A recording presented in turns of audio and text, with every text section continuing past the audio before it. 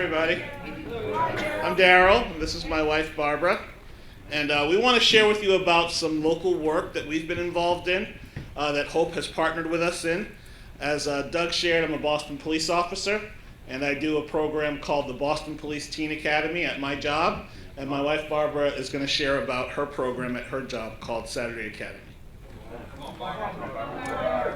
Hello. So I have the privilege of being a staff developer as well as being in the classroom for the Boston Public School System. And a little while ago, Ken Lowy, God put something on Ken Lowy's heart to start a Saturday Academy. Having a program at my school was not on my radar, but I'm so grateful for the power of influence and how God works through others to give you dreams and hopes and purpose. And so Ken Lowy approached me, and I'd like to say that I was like, yes, let's do this. But that would not be the truth. I was very hesitant. I didn't know how to introduce these two parts of my life, my work and my worship. And I was a little bit nervous about bringing them together. But God, one thing about me in terms of my relationship with God, He has always persistently pursued me. Before I became a Christian, and while I've been a Christian, He has never stopped persistently pursuing me. And so He did not let this go away. I wanted it to. It didn't. Every now and again it would come up, and then finally I was compelled by God. I need to do this. What helped it was having a strong professional relationship with my principal. She was open to the idea because of the integrity that I strove to do my job with. And so she was open to allowing, because of my reputation, to allow me to do something that hadn't been done at my school. And I'm grateful for that. I want to just describe the program a little bit to you. And one thing I want to say about it is that God has continued to teach me through this service that whatever I do for the least of these, I do for Him. And that has continued to be a theme in what I've learned through doing this program. So Saturday Academy started in the fall of 2010. And we serve children from the ages of 6 to 11. The program runs in two sessions, both 6 weeks long, and they run from 9 a.m. to 12, so a few hours, not a whole long time. We usually run it from October to November, and then in the spring from March to April. And we've typically had 20 to 24 volunteers serve as lead and support teachers for a 6-week period, and 18 to 20 volunteers, approximately 3 per week, donate and serve breakfast and snack to the children. Wow. The day begins with breakfast, but it also begins with a short character lesson that Darryl has done. And we have a theme that every time we run the program, the theme is peace. Can you say what the acronym stands for? Practice patience, everyone is important, acts of kindness, community caretakers, and every day for the rest of my life. And so we have a vision. We have a vision that what we are doing week to week with them, there's a benefit to that, of course, in the short run. But what my hope is that what we're doing is planting seeds for God. That these children will become people who give back to their communities. Amen. And so we do this in different ways every time that we gather together. And then once they have this character lesson, they break out into classes. And their extracurricular classes: drama, science and technology, filmmaking, dance. We have disciples volunteer to run them. They bring what their expertise is, and they run the program.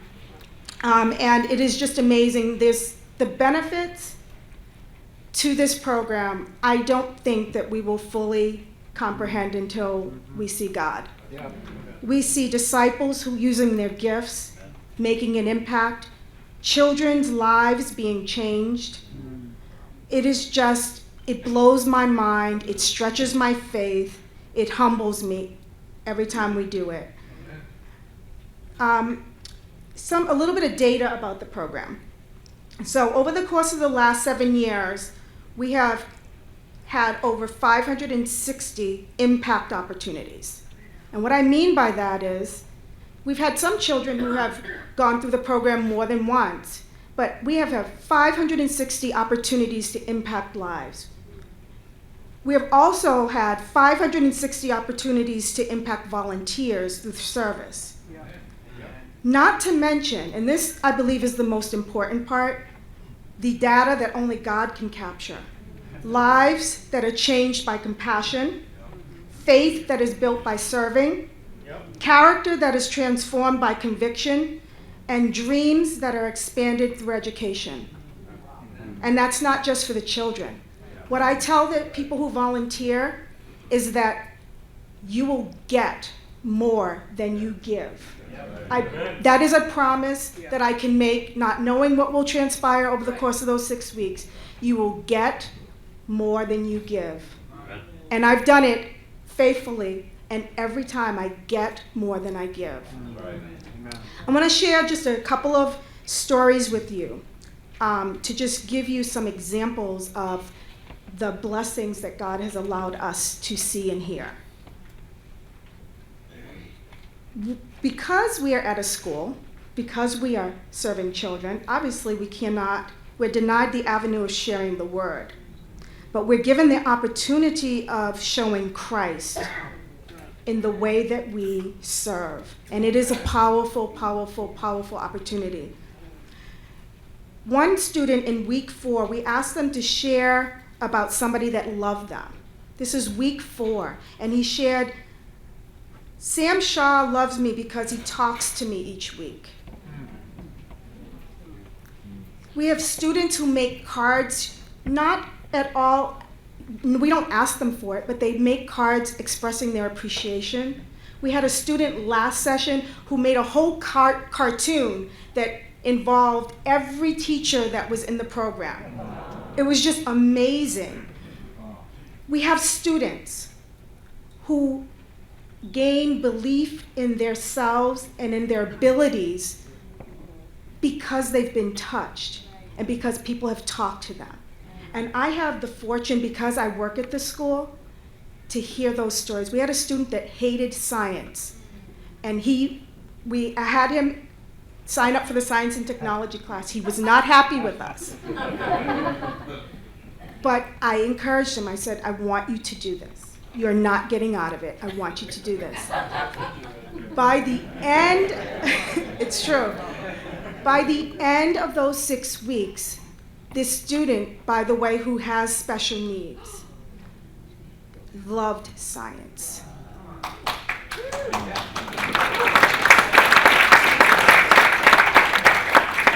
So brothers and sisters, I could speak for a long, long time, but I can't about science and technology and Saturday Academy and all of that. Thank you.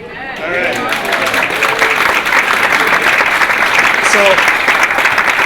So my story is just a little bit different. In 2010, which is coincidentally the year that we started Saturday Academy, I got both of my hips replaced.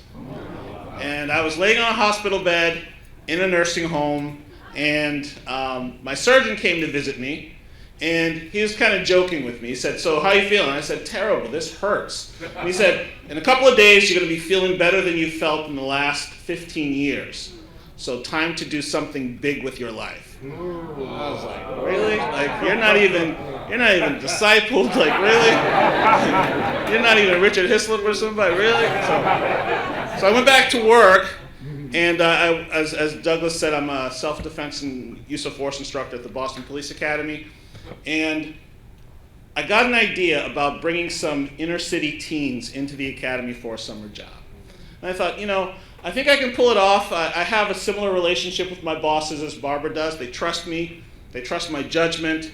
They trust that I'm not going to do something that's going to put our facility at risk. So they gave me the green light. And that first year, with some partnership from different police officers around the city, we brought in 20 kids, 20 inner city kids, and they were impacted. And they loved it. And we would do physical training in the morning. We would do character building workshops in the afternoon. We used the same PEACE acronym that we use for Saturday Academy. But instead of once a day, we use it once a week for our theme. And then the next year, I had 30 kids. And I thought, this is awesome. And then the next year, I had 15 kids.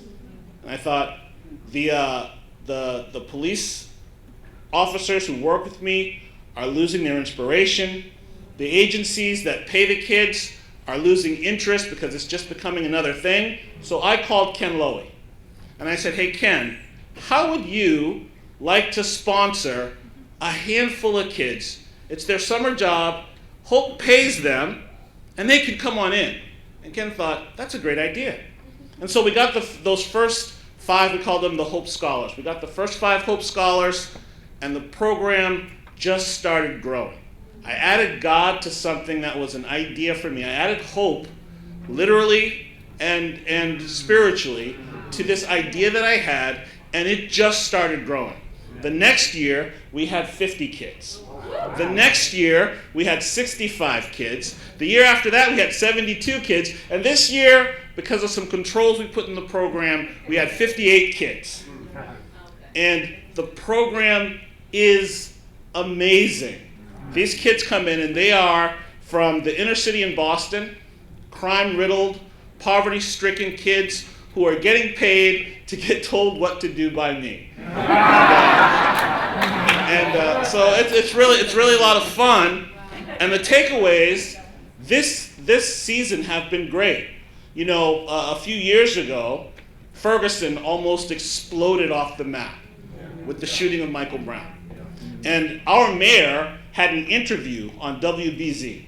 And they asked him, how come Boston's not exploding like every place around the country?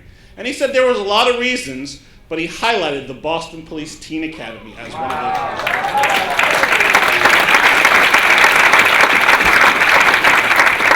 And again, I feel like it's because we added God. You said the rules for the kids are Matthew 18.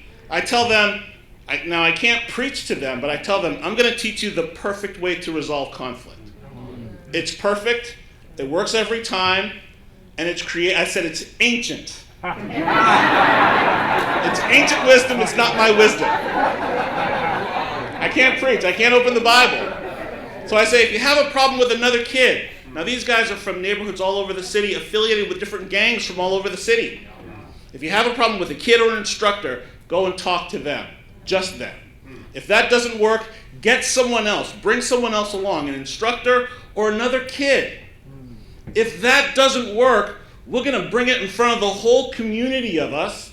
And if that doesn't work, that person has elected to remove themselves from the group. That's just how it works. Trust me, it's ancient wisdom, and it works. And they walk away saying, I wish we could do this in my neighborhood. I wish we could do this in my house. And I can't wait till the moment when I can sit down with one of them after high school, after they graduate, and open the Bible and say, you can do this in your neighborhood, in your house. And so there's some takeaways that get me a little emotional. Because I think that you can look at me and see that in this police stuff that's happening right now, I'm pulled 2 ways. You can see, right? It's in, kind of, I'm standing up here as a cop, and I'm a brother. I'm a brother, right? So you know, I'm pulled both ways.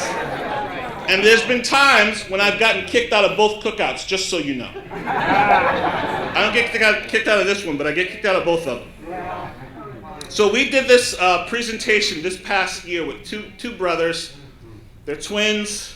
Their names are Tito and Tutu. I asked their mother why she did that to me. But they're great boys, and they came in with a lot of edge towards the police.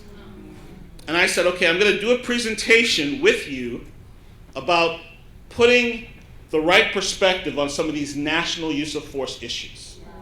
And I checked in at the beginning of the issue, and I said, how are you feeling? And one of the brothers raised his hand, and he said, I am angry with the police. And I didn't react. A lot of my colleagues wanted to react, and I was like, that's okay, that's good. That's where you're supposed to be. And so then I talked, and I explained one of these really heartbreaking national cases. it's heartbreaking. And at the end of it, I explained to him why the police acted the way they did in that case, and then I checked in at the end. And the same guy raised his hand. He didn't give it all up, but he said, "I'm conflicted." And I said, "I moved you. I moved you." And that's what I want to do, and that's what this program does, and that's what God has done when he stepped into this program.